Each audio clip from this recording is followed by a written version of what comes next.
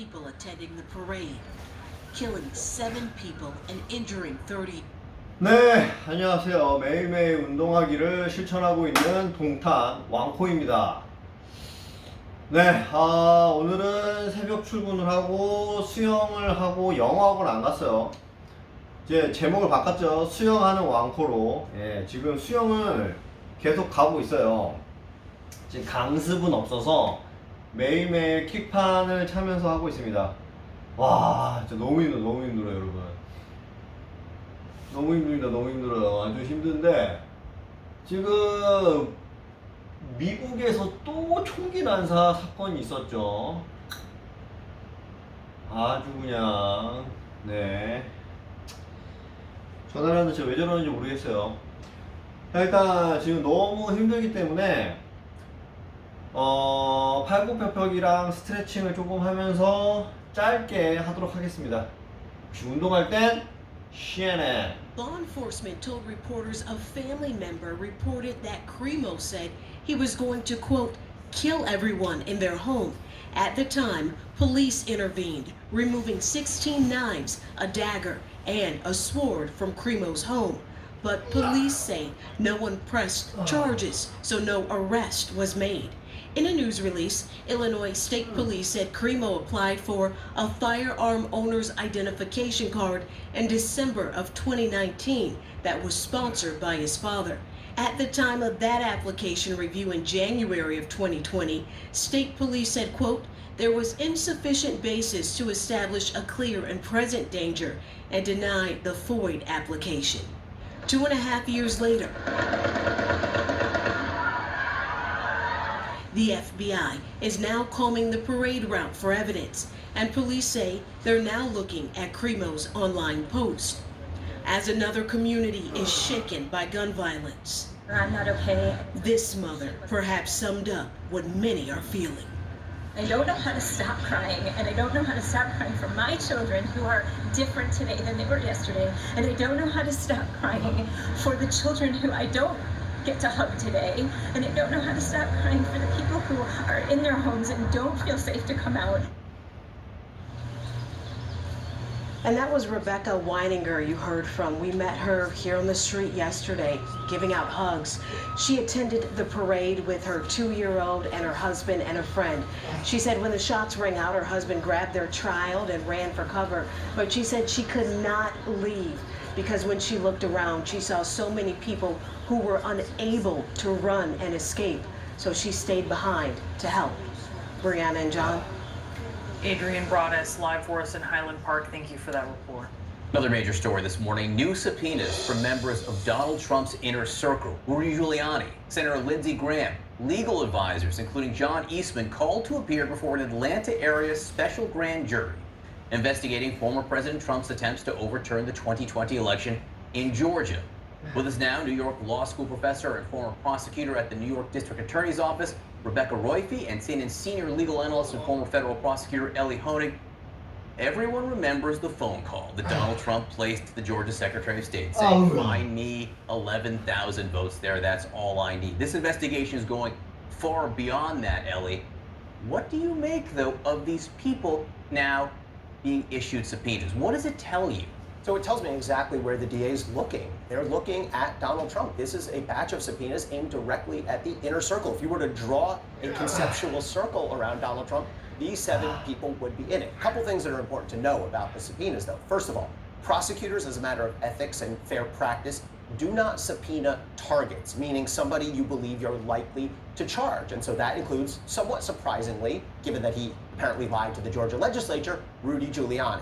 So these 7 people are unlikely to be charged. The other thing is they're all going to litigate these subpoenas. They're going to claim the attorney-client privilege for the attorneys. Lindsey Graham, senator, may claim the speech and debate clause, an obscure clause of the Constitution. So it's going to take weeks or months to litigate these things out. Let's talk about the Lindsey Graham part of this. You have a sitting senator who has been subpoenaed in this case. I mean, how big of a deal is that?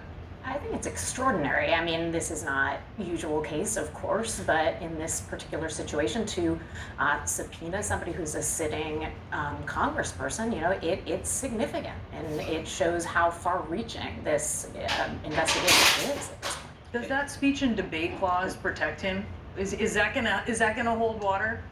You know, I don't think so. I think it's, you know, it's certainly an issue that will get litigated, but I think, you know, at this point, this is a criminal grand jury that is looking for evidence, and I don't think that will protect him from from giving this particular testimony. So it's going to be a professor's dream come true, because it's the kind of thing we talk about but never actually happens. The speech and debate clause essentially says a member of Congress cannot be questioned in some other body, meaning outside of Congress, but it has to relate to their legislative duties. Lindsey Graham's going to have to convince a court that his phone call to Brett Raffensperger made a couple of weeks before Trump's phone call was somehow within the scope of his legislative duties. What about Ellie's first point here? When you look at the office hierarchy, what this tells us about who they're investigating, because this is the highest level in the operation after Election Day. I mean, when you're doing Rudy Giuliani and John Eastman and Lindsey Graham, you're talking about the top layer of people who were supporting Donald Trump during that period. It only leaves basically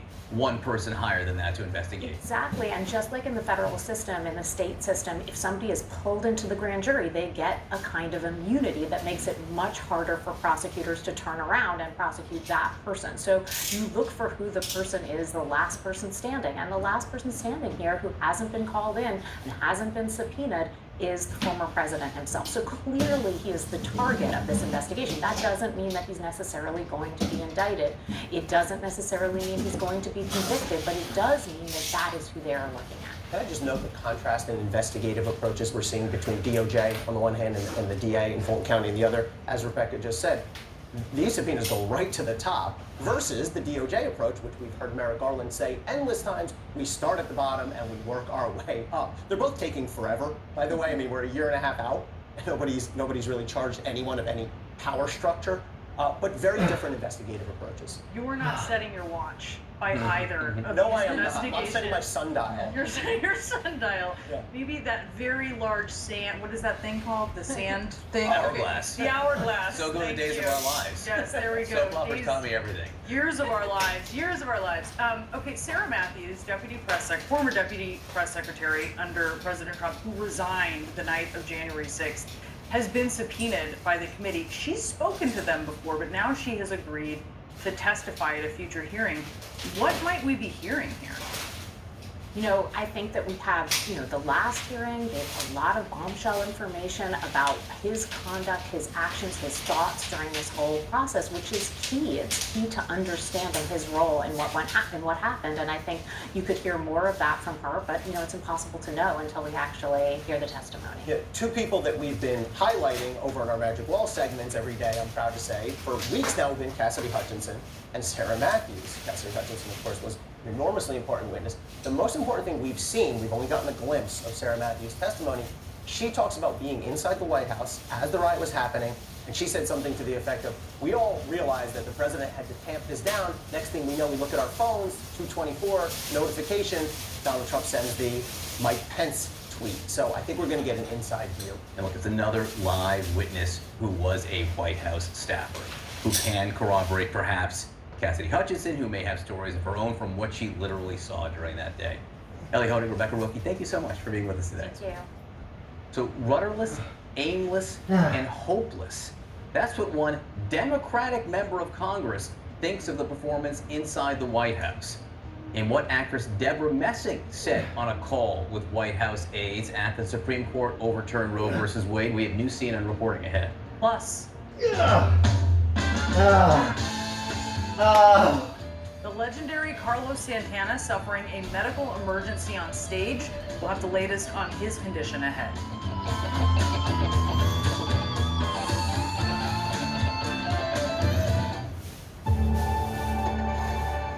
Redwood Materials is a sustainable battery materials company.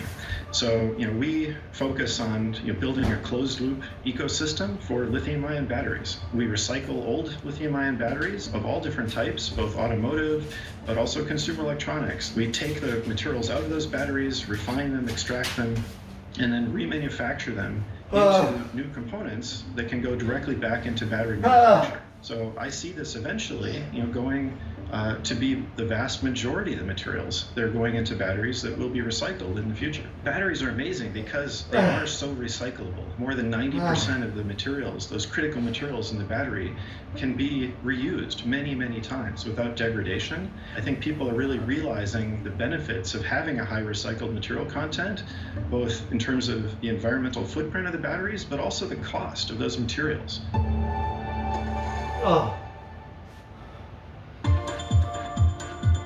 여기까지 하겠습니다. 못하겠어. 이제 씻고 자야 돼요.